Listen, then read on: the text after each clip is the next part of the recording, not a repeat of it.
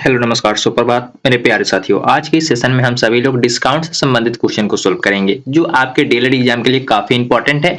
और यह important video काफी इंपॉर्टेंट है आपके डेली एग्जाम के लिए। तो इस सेशन में आप लोग बने रहिएगा। लगभग 20 से 25 क्वेश्चन को सोल्व करेंगे जो आपके डेली एग्जाम में लगभग 2 से 3 टाइप के क्वेश्चन पूछे जाएंगे। जो इस 20 से 25 क्वेश्चन में आपका पूरा कॉन्सेप्ट भी क्लियर हो जाएगा और जो क्वेश्चन का अभ्यास करना है वह क्वेश्चन का अभ्यास भी कर लेंगे। तो हम लोग फर्स्ट क्वेश्चन की ओर बढ़ते हैं और कैसे डिस्काउंट का मतलब आखिर होता है क्या, इसके बारे में सबसे पहले हम लोग जानकारी प्राप्त करते हैं। लेकिन उससे पहले कोई भी काम करने से पहले आप अपने जिसको याद करना चाहते हैं उसको याद कर लीजिए, माता पिता या आप माँ सरस्वती का भी याद कर सकते हैं। एमआरपी यानी कि क्या होता है, मैक्सिमम रिटेल प्राइस, जो आपके किसी भी सामान पे अंकित रहता है। अगर आप पेन भी खरीदने जाते हैं तो कलम का मूल्य एमआरपी 5 रुपया है, उस पे कहा जा रहा है कि दुकानदार हम 10% का छूट दे रहे हैं, तो आखिर वह देगा कितना में सामान, इसके बारे में जानकारी प्राप्त करनी होती है डिस्काउंट चैप्टर में। तो सबसे पहले किसी सामान का यहाँ पे मूल्य कितना दिया हुआ है, किसी सामान का अंकित मूल्य है 1000 रुपया और दुकानदार आपसे कहा जा रहा है, दुकानदार कह रहा है आपसे कि 10% हम इस पे छूट देकर यह सामान को बेच देंगे। तो बेचेगा कितना में, तो सबसे पहले इसका हमें तो प्राइस निकालना होगा। आखिर कितना पे 10% दे रहा है, तो 1000 पे 10% छूट दे रहा है, यानी कि 10/100 हो जाएगा। 100 से 2 जीरो खत्म, यानी कि यहाँ पे कितना बचेगा, यहाँ पे 10 बचेगा। कितना बचेगा, 10 बचेगा। 2 जीरो से 2 जीरो खत्म हो जाएगा। ठीक है, 10 में 10 से गुना करेंगे कितना होगा, 100 होगा। और ऐसे भी आपको पता है कि 1000 का 10% कितना होता है, 100 होता है। तो 100 रुपया आपको डिस्काउंट कर रहा है, यानी कि वह छूट दे रहा है। और सामान का मूल्य कितना है, तो 1000, और वह आपको बेचेगा कितना में, तो सेलिंग प्राइस आप कह सकते हैं ना, 1000 माइनस 100 इक्वल टू कितना, 900 में वह सामान आपको दे देगा। या आप इसको डायरेक्ट एक और मेथड से निकाल सकते हैं। यहाँ पे डिस्काउंट प्राइस आप ना निकालकर डायरेक्ट क्या निकालेंगे, डिस्काउंट प्राइस ना निकालकर डायरेक्ट आप सेलिंग प्राइस निकाल लेंगे। सेलिंग प्राइस निकालने के लिए आप कह सकते हैं कि कोई सामान कितने का सामान है, 1000 का सामान है, 1000 का सामान कह रहा है कि 10% हम छूट पे देंगे, 10% छूट पे देंगे। और 1000 का मतलब क्या है, यह 100%, 1000 क्या है, खुद किसी मूल्य का 100% है। तो कह रहा है कि 10% हम छूट देंगे। तो कोई भी नंबर अगर एक नंबर है तो यह कितने बराबर है, तो ये अपने खुद का 100% है, यह खुद का 100% है। और यही कह रहा है कि हम 90% में 10% छूट देंगे, यानी कि फिर 90% में अपना सामान बेच देगा, यानी कि इसका मूल्य कितना होगा, अब 90% हो गया ना, 10% छूट देगा, यानी कि 90% में अपना सामान बेच देगा। तो यानी कि यहां से अपना सेलिंग प्राइस निकालेंगे तो 2 जीरो से 2 जीरो खत्म हो गया, और 10 गुना 90 करेंगे तो कितना बचेगा, 10 गुना 90 करेंगे तो 900 आ जाएगा। यहाँ पे भी आपका 900 हुआ और यहाँ पे भी आपका 900 हुआ। तो आप किसी भी मेथड से पहले डिस्काउंट प्राइस निकाल लीजिए और दोनों को घटा लीजिएगा, कॉस्ट प्राइस और माइनस डिस्काउंट प्राइस कर लेंगे तो सेलिंग प्राइस निकल जाएगा। या आप डायरेक्ट सेलिंग प्राइस से ही निकाल लीजिएगा, लेकिन वहां पे परसेंटेज का ध्यान रखेंगे कि कितना परसेंट छूट दे रहा है, कितना परसेंट छूट दे रहा है और कितना परसेंट आपसे पूछा जा रहा है। ये जानकारी अगर आपके पास होगी तो आप बिल्कुल सही आंसर निकाल सकते हैं, अन्यथा यह आपसे नहीं निकलेगा। यहाँ पे हम लोग सेलिंग प्राइस निकाल लिए ना। अब यहीं पे आपसे अगर क्वेश्चन पूछ दे, अगर यह दुकानदार 10% प्रॉफिट कमाना चाहता है, यह दुकानदार 10% प्रॉफिट कमाना चाहता है, तो आप क्या करेंगे, कितना परसेंट पे आपको निकालना होगा। 10% अगर दुकानदार प्रॉफिट कमाना चाहता है तो इसके लिए आपको करना होगा क्या, मान लीजिए कोई सामान का मूल्य कितना है, 1000 रुपया है, और यह सामान खुद का तो 100% होगा ही, कोई भी सामान खुद का तो 100% होता ही है। तो अब यह कह रहा है दुकानदार हम 10% इस पे लाभ कमाना चाहते हैं, यानी कि अब 1000 का मूल्य कितना होगा, 10% बढ़ेगा, यानी कि 110%। कितना होगा, 110%। तो अब इसका सेलिंग प्राइस निकालेंगे। सेलिंग प्राइस बराबर आप लिख सकते हैं क्या, 1000 गुना 110 बटा 100 लिखेंगे, 2 जीरो से 2 जीरो खत्म। अब यहाँ पे आपको करना होगा 10 गुना 110 बराबर कितना, 1100। कितना में बेचेगा सामान, अगर प्रॉफिट कमाना चाहता है, अगर 10% प्रॉफिट कमाना चाहता है, उसके लिए आपको यह फॉर्मूला याद रखना होगा, 110 वट्टा कितना, 110 वट्टा 100 कर देंगे। और यहाँ पे 10% का छूट, यानी कि 10% का तो दुकानदार को तो लॉस होगा, तो उसके लिए ये फॉर्मूला याद रखना होगा। आपको डिस्काउंट के बारे में आपको जानकारी हो चुकी है कि डिस्काउंट किस प्रकार के क्वेश्चन पूछे जाते हैं। फर्स्ट क्वेश्चन कुछ इस प्रकार से पूछा जाएगा, 1000 का 10% 5% कितना होगा, इस प्रकार के क्वेश्चन पूछे जाएंगे। आगे बढ़ेंगे, एक कर्मिक छूट का भी क्वेश्चन पूछा जाता है। तो कर्मिक छूट कैसे निकालते हैं, उसके लिए एक फॉर्मूला होता है क्या, मान लीजिए कि कोई दुकानदार आपको एक सामान जो एक समान एक बार पहले 20% छूट देता है, कितना पहले छूट देता है, पहले 20% और फिर से बाद में 10% छूट दे देता है। तो अब कहा जा रहा है कि 2 बार छूट दिया, तो आप बताइए कि दोनों छूट को एक बार हम छूट देंगे तो कितना परसेंट छूट देना होगा और दोनों के बराबर हो जाएगा। तो इसके लिए एक फार्मूला हम लोग लिखते हैं, क्या कहते हैं, इस प्रकार के छूट को हम लोग क्रमिक छूट बोलते हैं। क्या बोलते हैं, क्रमिक छूट बोलते हैं। और क्रमिक छूट बराबर होता है x plus y minus x into y बटा 100 और परसेंटेज होता है। इसी पे आपको सेट कर देना होगा। x और y क्या है यहाँ पे, तो x है पहला छूट और y है दूसरा छूट। आप कह सकते हैं ना, हाँ बिल्कुल। या आप इसको बिल्कुल सही मेथड से, एक और मेथड से, जैसे कि इससे पहले वाले क्वेश्चन में हमने बताया, दो प्रकार से आप निकाल सकते हैं, सेलिंग प्राइस और पहले डिस्काउंट प्राइस निकाल लीजिए, या डायरेक्ट आप सेलिंग प्राइस ही निकाल लीजिए। आपको जो उचित लगता है उस प्रकार से सोल्व कर सकते हैं। तो यहाँ पे भी मैं आपको 2 ट्रिक बताऊंगा। सबसे पहले तो फार्मूला बेसिस, उसके बाद एक अन्य शॉर्टकट बताऊंगा कि कौन सा आपके लिए फायदेमंद होगा छूट। अगर इसी प्रकार के एक और टाइप के क्वेश्चन बनेंगे, थोड़ा सा देर आगे हम लोग बढ़ेंगे तो पहले क्रमिक छूट की जानकारी हो जाएगी, उसके बाद थोड़ा सा आगे बढ़ेंगे तो आपसे बोला जाएगा कि दो दुकानदार सेम प्रकार के छूट देते हैं, तो बताइए कौन से दुकानदार के लिए, किस ग्राहक के लिए कौन सा फायदेमंद छूट होगा। उस प्रकार के भी क्वेश्चन पूछे जाएंगे। तो सबसे पहले क्रमिक छूट तो आपको पता होना चाहिए ना, तो क्रमिक छूट बराबर आप लिखेंगे x plus y minus x into y बटा 100 इंटू परसेंटेज में आप लिखेंगे। ये फॉर्मूला नोट करने के बाद जैसे ही आप आगे बढ़ेंगे तो पहला छूट क्या है, पहला छूट है आपका 20%, तो 20 और प्लस 20 और दूसरा छूट क्या है 10%, दूसरा छूट कितना है 10, यानी कि 20 प्लस 10 माइनस 20 गुना 10 बटा 100 परसेंटेज। ठीक है, यानी कि 20 प्लस कितना हो जाएगा 30, 20 प्लस 10 30 हो जाएगा और माइनस 20 गुना 10 करेंगे तो 200 हो जाएगा और बटा 100 यानी कि 2 होगा। 200 बटा 10 100 करेंगे तो कितना होगा 2 आ जाएगा ना। 30 में से 2 गया, 30 में से 2 गया तो 28, कितना बचा 28%। ठीक है, यहाँ पे तो परसेंटेज का साइन तो पहले से ही लगा ही आ रहा है। और परसेंटेज का साइन क्यों लगाया, क्योंकि आपको छूट प्रतिशत में ही ज्ञात करना है। अगर यह छूट प्रतिशत में नहीं ज्ञात करना होगा तो इसके लिए आप कह सकते हैं कितना होगा 28 बट्टा 100, 28 बट्टा 100 इसको आप कटाएंगे तो क्या हो जाएगा 14, कितना बचेगा 14 बट्टा 50, फिर से इसको कटाएंगे तो क्या हो जाएगा, आप कह सकते हैं कि 4 से डायरेक्ट कटा सकते हैं, 4 से दोनों को हम कटा सकते हैं क्या, 4 से ऊपर कटाएंगे तो 7 हो जाएगा और नीचे कटाएंगे तो 25 हो जाएगा, यानी कि 7 बट्टा 25 बिल्कुल इसका सही आंसर हो जाएगा। या आप कह सकते हैं कि 28% का छूट मिलेगा। इसी प्रकार के एक और क्वेश्चन रहते हैं कि मान लीजिए कि कोई सामान 100 रुपए का, इसी प्रकार के इसको आप निकालने का एक सेकेंड मेथड मैं आपको बता देता हूं, कैसे निकालेंगे उसके बारे में जानकारी यहाँ पे बता रहा हूं। तो मान लीजिए कोई सामान का मूल्य कितना है 100 रुपया है, परसेंटेज के लिए कोई दिक्कत नहीं, पहला छूट है 20%, 20% छूट दे रहा है तो यानी कि वह सामान कितना में देगा 80% में देगा, कितना में देगा 80% में देगा, 80% में देगा। और दूसरा छूट आपको 10% दे रहा है, यानी कि दूसरा सामान जो है दूसरा छूट कितना में देगा 10% में देगा। 10% कम करेगा तो कितना होगा 90 हो जाएगा। यहां से आप कटाएंगे तो 2 जीरो से 1% खत्म, या आप कह सकते हैं कि कितना 1% खत्म हो जाएगा। और यहां से आप गुना करेंगे तो 9 8 72 और 2 जीरो से, 2 जीरो यहाँ पे है तो जीरो से और 2 जीरो से परसेंटेज भी खत्म हो जाएगा। ठीक है, यानी कि आप इसको कह सकते हैं, इसको इस प्रकार से न लिखकर क्या लिखेंगे, यहाँ पे इस प्रकार से न लिखकर आप लिख सकते हैं 100 गुना कितना 80%, 80% के बाद कितना लिखेंगे 90%। जब इसको आगे थोड़ा सा और आगे बढ़ेंगे तो 100 गुना 80 बट्टा 100, 80 बट्टा 100 गुना 90 बट्टा 100, 90 बट्टा 100, यानी कि 2 जीरो से 2 जीरो खत्म, यहाँ से 1 जीरो से 9 वाला जीरो खत्म और 1 जीरो से 8 वाला जीरो खत्म।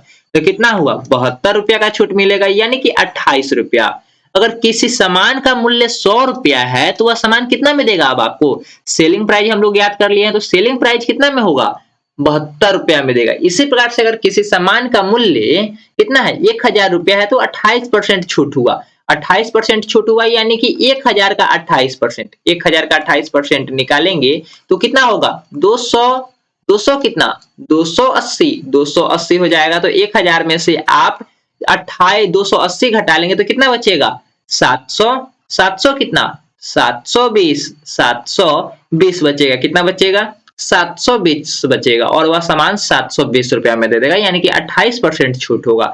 अगर कोई दुकानदार 20% और 10% का क्रमिक छूट देता है तो उसके लिए यही फॉर्मूला होती है कि x plus y minus x into y बटा 100% में। इसको आप निकालेंगे तो कुछ इस प्रकार से अपना बिल्कुल सही आंसर निकल जाएगा। यहाँ पे हम लोग परसेंटेज में भी आंसर देख लिए और उसका मूल्य क्या होगा, यानी कि सेलिंग प्राइस भी हम लोग निकाल कर देख लिए कि आखिर क्या होगा। तो आगे बढ़ेंगे नेक्स्ट प्रकार के क्वेश्चन को देखने के लिए। नेक्स्ट प्रकार का क्वेश्चन कुछ इस प्रकार से पूछेगा, पहले तो 2 ही छूट दे रहा था, कितना, पहले तो 2 ही छूट दे रहा था, अब 3 छूट देने लगा। कितना छूट दे रहा है, 3 छूट दे रहा है, यानी कि 20% का, 10% का और 25% का। तो इसको निकालने के लिए सबसे पहले हम लोग किसी भी दो को एक साथ सोल्व कर लेंगे। या तो 20 और 10 को सोल्व कर लीजिए, या तो 10 और 25 को सोल्व कर लीजिए। जिसको सोल्व कीजिएगा एक तो अपना परसेंटेज निकलेगा। अगर आप 20 और 10 का सोल्व करेंगे तो इससे पहले हम लोग भी कितना का सोल्व किए, 20 और 10 का सोल्व किए तो 28% आया था। तो मानते हैं कि यहाँ पे हम लोग 20 और 10 का सोल्व किए तो 28%। ऐसे भी हम लोग यहाँ पे देखेंगे, कहाँ पे, यहाँ पे देखेंगे तो 28% तो आया ही है, यहाँ पे देखेंगे तो 28% तो आया ही है। ठीक है, 28% आ गया। तो दूसरा क्या बचा हुआ है, दूसरा छूट 25% बचा हुआ है। तो 25% को भी आप कैलकुलेट कर लेंगे, एक 28 रख के और दूसरा 25 रख के कैलकुलेट करेंगे तो 28 प्लस 25 माइनस 28 गुना 25 बटा 100 परसेंटेज में। किस में होना चाहिए, परसेंटेज में। जब इसको करेंगे परसेंटेज में तो कुछ इस प्रकार से आप जैसे ही इसको आगे सोल्व करेंगे तो 25 से 100 कट जाएगा 4 और 4 से 28 कटेगा तो कितना बचेगा, 4 से 28 कटेगा तो कितना बचेगा, 7 बचेगा ना, 7 बच गया। ठीक है, और यहाँ पे 28 प्लस 25 जोड़ देंगे तो 53 हो जाएगा और 53 में से 7 जाएगा तो कितना बचेगा, 46 बचेगा। या आप इसी क्वेश्चन को एक और दूसरे मेथड से सोल्व कर सकते हैं। माना कि कोई सामान का मूल्य 100 रुपया है, पहली बार छूट दे रहा है 20 रुपया का, कितना का, 20% का छूट दे रहा है, यानी कि वह सामान आप कितने में देगा, 80% में वह सामान आपको दे देगा। और दूसरी बार 10% का छूट दे रहा है, तीसरी बार फिर से छूट दे रहा है 25% का। तो इस प्रकार के क्वेश्चन को सोल्व करने के लिए आप कह सकते हैं कि 100 गुना 80 बट्टा 100, कितना, 80 बट्टा 100 गुना 10 बट्टा 100, कितना, 10 बट्टा 100 गुना 25 बट्टा 100। कोई दिक्कत नहीं ना, परसेंटेज की जगह पे हम बट्टा 100 लिख सकते हैं, कोई दिक्कत होना ही नहीं चाहिए। यहाँ पे 2 जीरो से 2 जीरो खत्म हो गया। ठीक है, यानी कि यहां से आप कह सकते हैं 1 बट्टा 10, कितना बच्चा, 10 बच्चा। यहां से आप घटाएंगे तो ये कितना होगा, 10 से 80 जाएगा 8 मरतबे, 8 से 25 जाएगा कितना मरतबे, 25 मरतबे, 4 से कटेगा और यहाँ पे आपका 2 बच्चा रहेगा। तो 25 में 25 कटाएंगे, खत्म हो गया। ठीक है, और यहाँ पे आपका बच्चा, तो बच्चा कितना, सिर्फ 2, कितना बच्चा, 2 बच्चा। क्या गलत हुआ कहीं, नहीं ना, 2, क्या गलत हुआ है कहीं, एक बार चेक कर लेते हैं, 25 बट्टा 100 देख लेते हैं, कहीं तो गलत होना चाहिए, नहीं।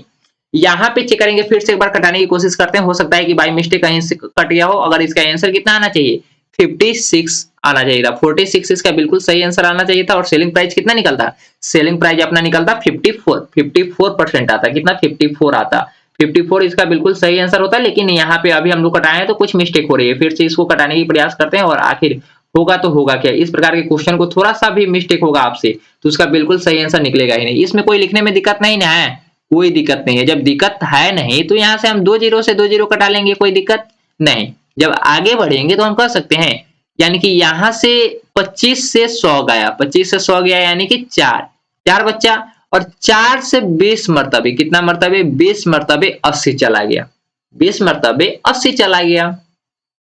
अब यहां से हम इसको घटाएंगे तो 10 बट्टा कितना, 10 बट्टा, देखिए यहाँ पे हम लोग गलती कर लिए कि ना, पहले हम लोग क्या लिख रहे थे, 10% छूट दे रहा है ना, तो अब सामान क्या देगा, 90% में देगा। हम लोग तो ऊपर ही गलत लिखे हैं तो कैसे सही आंसर आएगा। जब हम लोग ऊपर ही गलत लिख लिए हैं, थोड़ा सा मिस्टेक आपसे होगा तो बिल्कुल सही आंसर आएगा ही नहीं। पहला तो अपना सही था लेकिन दूसरा गलत था, और दूसरा 10% छूट देगा तो वह सामान कितने में देगा, तो 90% में सामान देगा, कितने में, 90% में देगा। और तीसरा जो आपका 25% छूट दे रहा है तो वह सामान आप कितने में देगा, 75% में देगा। आपको सेलिंग प्राइस ना ज्ञात करना है तो यहाँ पे 90 बट्टा 100 लिखेंगे और यहाँ पे 75 बट्टा 100 लिखेंगे। और जैसे लिखेंगे तो आप इसको लिख सकते हैं 25 बट्टा 100 को 3 बट्टा 4, कितना, 3 बट्टा 4 लिख सकते हैं क्या, हाँ बिल्कुल लिख सकते हैं, 3 बट्टा 4 तो हम लिख सकते हैं। और 4 को हम 20 से कैंसिल कर सकते हैं क्या, हाँ कर सकते हैं। जब 20 को कैंसिल करेंगे तो यहाँ पे हम 5 लिख सकते हैं क्या, लिख सकते हैं यहाँ पे आप 5 को 90 को कटा देंगे 18 मरतबे, तो 18 गुना 3 करेंगे तो कितना होगा 54 होगा, जो कि अपना बिल्कुल सही आंसर आया। अगर कोई सामान का मूल्य 100 रुपया रहता तो वहां पे अगर कोई दुकानदार 20% छूट दे रहा है, उसके बाद 10% छूट दे रहा है और उसके बाद 25% छूट दे रहा है, तो वह सामान आपको कितना में देगा, तो 54 रुपया में दे देगा। अगर 1000 का सामान है तो वह 540 रुपया में देगा, 10,000 का सामान है तो वह 5400 में देगा और 1 लाख का सामान है तो 54,000 में वह सामान दे देगा। यानी कि क्रमिक छूट कुछ इस प्रकार से आपको निकालनी होगी। तो यहाँ पे आप लिखने का जो यहाँ पे बेसिक कॉन्सेप्ट है, इस कॉन्सेप्ट को आप ध्यान में रखेंगे तो आपका बिल्कुल सही आंसर निकलेगा। अगर इस कॉन्सेप्ट को आप ध्यान में नहीं रखते हैं तो आपसे बिल्कुल सही आंसर नहीं निकलेगा। अगर 20% का छूट दे रहा है यानी कि वह सामान अब आपको कितना में देगा, तो 80% में देगा। उसके बाद 10% छूट दिया यानी कि वह सामान अब कितने में देगा, तो 90% में देगा। 25% छूट दिया यानी कि वह सामान अब कितने में देगा, तो 75% में देगा। इस सभी को आप सोल्व करेंगे तो इसका बिल्कुल सही आंसर 54% आएगा, जो कि अपना बिल्कुल सही आंसर है। आगे बढ़ेंगे क्वेश्चन नंबर नेक्स्ट टाइप के क्वेश्चन को, जो आपसे अब पूछा जाएगा कि कौन से दो दुकानदार सेम आपको दिए जाएंगे। पहले 10% का कोई देगा तो पहले कोई 20% का छूट देगा, और वहां पे आपसे पूछा जाएगा कि कौन सा छूट ग्राहक के लिए फायदेमंद है, पहले दुकानदार का या दूसरे दुकानदार का। तो वह क्वेश्चन आपको समझना होगा ना, वहां पे भी आपको क्रमिक छूट ज्ञात करना होगा। इस प्रकार के क्वेश्चन देखिए यहाँ पे भी हम लोग कैसे सोल्व किए थे, उसी प्रकार से जो हम लोग पहले सोल्व किए थे। यानी कि यहाँ पे हम लोग पहले उसी प्रकार से सोल्व किए हैं। 100 से एक परसेंटेज गया, ठीक है, 90 से यहाँ पे कितना गया परसेंटेज गया, एक जीरो से और इधर वाला जीरो से गया, और बिल्कुल सही आंसर क्या आया 54 रुपया अपना सेलिंग प्राइस आया था, यानी कि 54 रुपया आया था। और परसेंटेज की बात की जाए तो 46% आया था। आगे बढ़े क्वेश्चन नंबर नेक्स्ट की ओर, जो आपको यहाँ पे बोला जा रहा है, पहला दुकानदार ग्राहक को क्रमिक छूट क्रमशः 20% और 10% देता है। पहला ग्राहक, पहला जो शॉप है, मान लीजिए कि शॉप ए आपको कितना का छूट देता है, शॉप ए आपको देता है पहले 20% का छूट और दूसरा देता है 10% का छूट।